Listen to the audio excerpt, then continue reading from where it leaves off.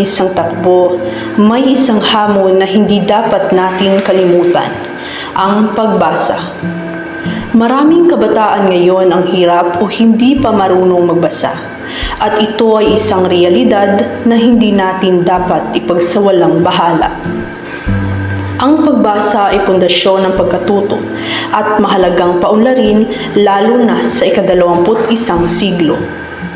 Kailangan ng makabagong estratehiya tulad ng peer tutoring, guided reading, real-life connection discussions at collaborative learning gaya ng jigsaw reading at discussion circles upang mas mapalalim ang pag-unawa ng mga kabataan.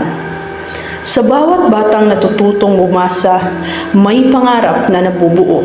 At sa bawat estratehiyang ginagamit, may kinabukasang nahuhubog.